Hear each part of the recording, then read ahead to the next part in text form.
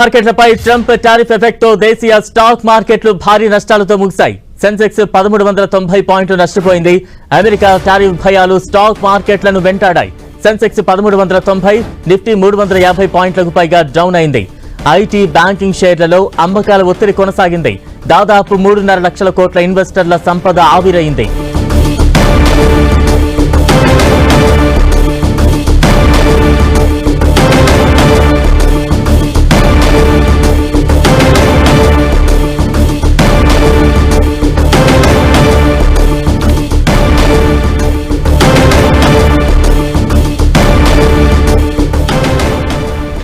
Stock market పై Trump tariff effect తో దేశీయ stock మార్కెట్లు భారీ నష్టాల్లో ముగిశాయి. సెన్సెక్స్ 1390 పాయింట్లు నష్టపోయింది. అమెరికా టారిఫ్ భయాలు స్టాక్ మార్కెట్లను వెంటాడాయి. సెన్సెక్స్ 1390, నిఫ్టీ 350 పాయింట్లకు పైగా డౌన్ అయింది. ఐటీ, బ్యాంకింగ్ షేర్లలో అమ్మకాల ఒత్తిడి కొనసాగింది. దాదాపు 3.5 లక్షల కోట్ల ఇన్వెస్టర్ల సంపద ఆవిరైంది.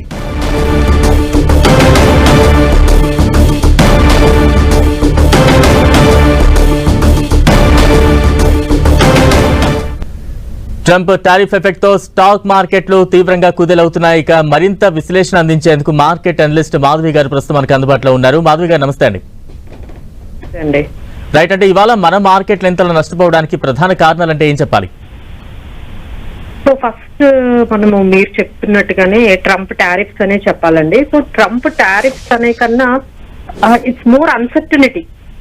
అంటే ఏమి క్లారిటీ లేదు. ఆయన ఎప్పటికప్పుడు మారుస్తూ ఉంటారు, కొత్తవి మళ్ళీ ప్రవేశపెడతారు, మళ్ళీ కొన్ని విత్డ్రా చేస్తూ ఉంటారు.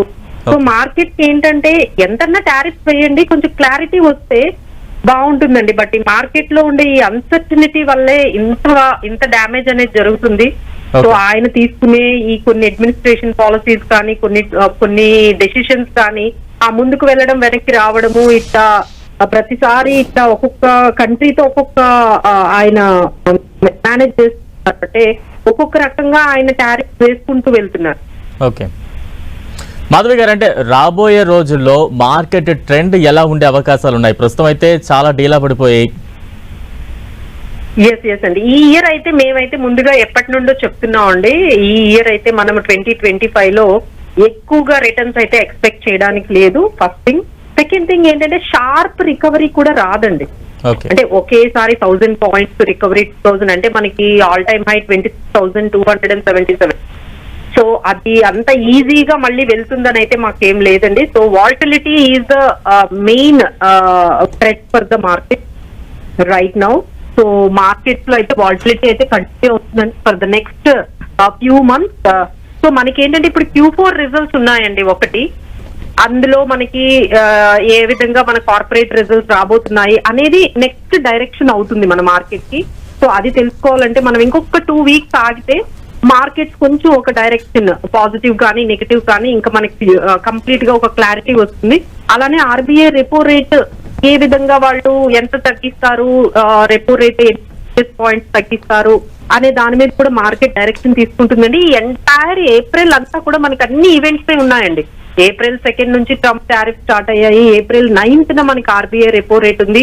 April 14th నుంచి మనకి రిజల్ట్స్ అనేవి స్టార్ట్ అవుతున్నాయి.